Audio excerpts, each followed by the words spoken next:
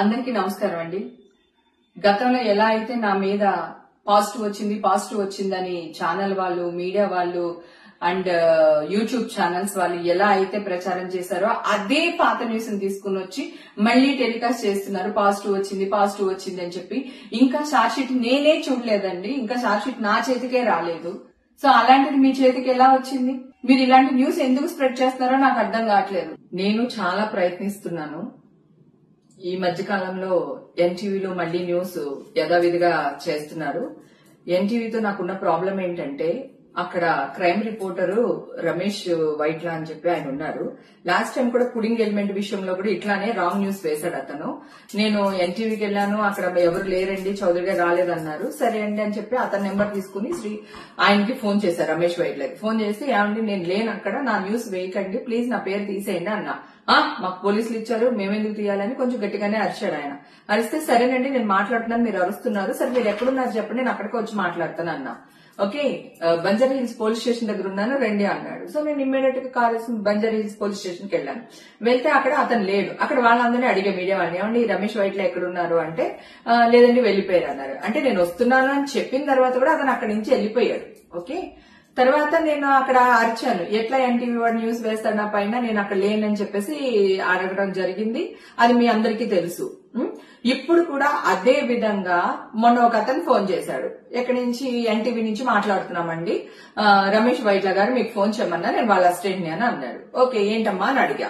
అంటే అదే మేడం ఏంటి విశేషాలు, ఏంటి ఈ న్యూస్ గురించి మాట్లాడదామని ఫోన్ చేశానంటే, నేనన్నా ఇప్పటి వరకు నన్ను అడిగి న్యూస్ వేశారా, మీ ఇష్టం వచ్చినట్టే వేస్తున్నారు కదా, నాకైతే నేను తీయించుకున్నది నెగిటివ్ వచ్చింది, అక్కడ కూడా నెగిటివ్ వచ్చింది, అయినా మీకు కోటిది వద్దు నాది వద్దు, నేనే మీ దగ్గర వస్తాను ఎన్టీవీకి, మీరు నా టెస్టులు చేయించండి, చేపిస్తే ఒకవేళ పాజిటివ్ వచ్చింది అనుకోండి మీ కాల్ పట్టుకుని క్షమాపణ అడుగుతాను, అదే నెగిటివ్ వచ్చింది అనుకోండి మీరేం చేస్తారో చెప్పండి అని చెప్పి నేను గట్టిగానే మాట్లాడానండి అతనితో. మాట్లాడితే అది కాదు మేడం, ఇది కాదు మేడం అని చెప్పేసి అతను ఫోన్ పెట్టేశాడు.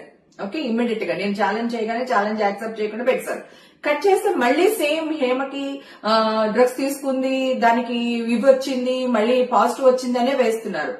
నేను ఎన్టీవీ చౌదరి గారు నమస్తే అండి, లాస్ట్ టైం కూడా మిమ్మల్ని కలవడానికి వచ్చాను, నాకు కుదరలేదు సార్, నేను మీకు కోర్టు వద్దు, నా టెస్టులు కూడా వద్దు సార్, ఎవరిని నమ్మదు, కోర్టులో వచ్చింది కూడా నమ్మకండి, నన్ను కూడా నమ్మకండి, నేను మీ దగ్గరికి వస్తాను చౌదరి గారు, మీరు నాకు టెస్టులు చేయించండి. అలాగే టీవీ5 మీరు ఒక్కళ్ళే కాదు న్యూస్ వేసేది, టీవీ5 గానీ, బిగ్ టీవీ గానీ, ఆర్టీవీ గానీ, ఇవన్నీ కూడా ఇవే న్యూస్లు ప్రచారం చేస్తున్నారు సార్. నేను ఇంత గట్టిగా వాదిస్తున్నాను, మీరందరూ చాలా పెద్ద పెద్ద పర్సనాలిటీస్, పెద్ద పెద్ద వాళ్ళు మీరందరూని, మీ దగ్గర నేను ఒక ఛాలెంజ్ కి నించుంటున్నాను అంటే అర్థం ఏంటి సార్? మీరు పెద్దవాళ్ళు కనుక వయా మీడియాగా ఈ కింద ఏం జరుగుతుందో మీకు తెలుసో లేదో నాకు తెలియదు. నాయుడు గారు, టీవీ5 నాయుడు గారు, మీకు నేను 15-20 ఇయర్స్ అని తెలుసు సార్. గతంలో మీ ఇంటి పార్టీస్ కూడా నేను వచ్చాను, ఫంక్షన్స్ కి వచ్చాను, మీకు నా గురించి బాగా తెలుసు సార్, నేను ఎలాంటి దానిలో తెలుసు. రాత్రికి ఇంత మర్యాద రాలేదు సార్, హేమక్కని బిరుదు రాలేదు నాకు. నేను వాదిస్తూనే ఉన్నాను సార్. మా ఇంటికి వచ్చి బిర్యానీ పెట్టి లైవ్ లోకి వెళ్తే కూడా వాదిస్తుంది, బొకాయిస్తుంది అని వేశారు. నా టెస్ట్లే లేవండి, నేను ఇప్పుడే ఇస్తున్నాను, మీరు ఎలాగ నెగిటివ్ వచ్చింది పాజిటివ్ వచ్చింది అని వేస్తున్నారని అడిగితే ఓవర్ యాక్టింగ్ చేస్తున్నా హేమాని ప్రచారం చేశారు సార్ మీరు. అలాగే రవిప్రకాష్ గారు, మీరు కూడా నాకు చాలా చోట్ల కనిపించారు, చాలా పార్టీస్ లో మనం కలిసాం, డిమానిటేషన్ టైంలో కూడా కలిసాం, నేనేంటో మీకు తెలియదా?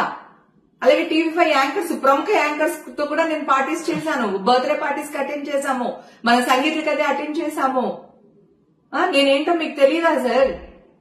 సో దయచేసి మిమ్మల్ని అందరిని అడుగుతున్నారు, రాధాకృష్ణ గారు, ఏబిఎన్ రాధాకృష్ణ గారు, ప్లీజ్ అండి, మీరు పెద్దవాళ్ళు గనక మీ 4-5 డిసిషన్ తీసుకుని ప్రింటింగ్ మీడియా వాళ్ళని, యూట్యూబ్ మీడియా వాళ్ళని, మీ మీడియా వాళ్ళని ఒక చోట చేర్చుకుని మీరందరు డిస్కషన్ చేసుకుని నన్ను పిలవండి సార్, ఎక్కడికి రమ్మంటారో చెప్పండి, నేను వస్తాను. డ్రగ్స్ అనేది నా బాడీలోనే ఉంటది కదా సార్, నాకు టెస్టులు చేయించండి అంటున్నాను కదా, నేను పబ్లిక్ గా వస్తాను అంటున్నాను. ఒకవేళ పాజిటివ్ వచ్చింది అనుకోండి సార్, మీరు ఏ శిక్ష వేసినా నేను భరిస్తాను, ఆ శిక్షను అనుభవిస్తాను నేను. సరే నాకు నెగిటివ్ వచ్చింది అనుకోండి సార్, మీ పెద్దలందరూ కలిసి ఏం చేస్తారో మీరే నిర్ణయం తీసుకోండి సార్. ఆల్రెడీ ఫిలిం న్యూస్ వాళ్ళందరికీ నేను ఫోన్ చేశాను, నేను ఫిలిం రిపోర్టర్లు అందరికీ ఫోన్లు చేశాను, వాళ్ళ అసోసియేషన్ కింద ఒకటి ఫామ్ అయి ఉంది కదా, వాళ్ళకి ఫోన్లు చేశాను నేను. సాక్షి టీవీ స్వప్నతో కూడా మాట్లాడాను. అలాగే డిజిటల్ మీడియాకి సంబంధించి గ్రేట్ ఆంధ్ర మూర్తి గారితో ప్రేమతో కూడా డిస్కషన్ చేశాను. లక్ష్మీనారాయణ ఎన్టీవీ, మన ఇది వరకు మీ టీవీలోనే పనిచేసే వాళ్ళు ఎన్టీవీలో, ఇప్పుడు టీవీ9 కి వచ్చారు, అతనితో మాట్లాడాను, రాంబాబుతో మాట్లాడాను, నాయుడుతో మాట్లాడాను, స్వప్నతో మాట్లాడాను, తర్వాత శేఖర్, వంశీ, మా ఫిల్మ్ న్యూస్ వాళ్ళు ఎవరైతే ఉన్నారో వాళ్ళందరితో మాట్లాడాను సార్. నాకు టెస్టులు చేపించండి, మీరు ఎక్కడికి రమ్మన్నా వస్తాను, మీరేం చెప్పినా చేస్తాను, ఒకవేళ పాజిటివ్ వస్తే మీ ఇష్టం అని వాళ్ళందరితో కూడా మాట్లాడాను సార్. నేను మాట్లాడిన తర్వాత కూడా ఎగైన్ ఈ న్యూస్లు వస్తున్నాయి. మేమే చూడలేదు సార్ ఇంకా షార్ట్ షీటు, మీ దాకా ఎలా వస్తుంది?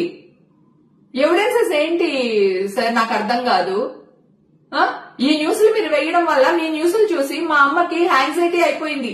మొన్న నైట్ ఇక్కడికి తీసుకుని వచ్చారు సార్. నిన్నంతా నీమ్స్ లో ఉండి డాక్టర్ భూషణ్ గారు మా అమ్మగారికి ట్రీట్మెంట్ చేస్తున్నారు. 75 years మా అమ్మగారికి. ఆవిడకి 2 కిడ్నీలు పనిచేయదు సార్, 70% పనిచేయవు ఆవిడకి. బ్లైండ్ లో క్లాట్ ఉంది దానికి.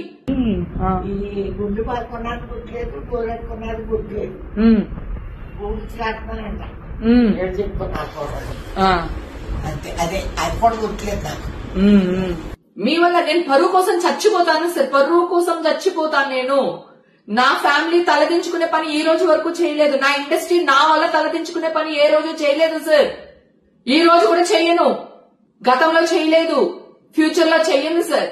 దయచేసి దండం పెడుతున్నాను మీకు. దయచేసి మీ పెద్దవాళ్ళందరూ రాధాకృష్ణ గారితో సహా, నాయుడు గారు, రాధాకృష్ణ గారు, ఎన్టీవీ చౌదరి గారు, మీరందరూ కలిపి ఒక డిసిషన్ తీసుకుని నన్ను ఒక 2-3 రోజుల్లో మీ దగ్గరికి పిలవండి సార్. పిలిచి నాకు టెస్టులు చేయించండి. కోర్టు వద్దు, ఏమొద్దు, మీరు టెస్టులు చేయించండి. నేను రెడీగా ఉన్నాను. నేను మీకు అందరికీ సారీ చెప్తాను సార్. మీరు ఏ శిక్ష చేసినా అనుభవిస్తాను. అలాగే నాకు నెగిటివ్ వస్తే నాకేం న్యాయం చేస్తారో చెయ్యమని అడుగుతున్నాను సార్ నేను.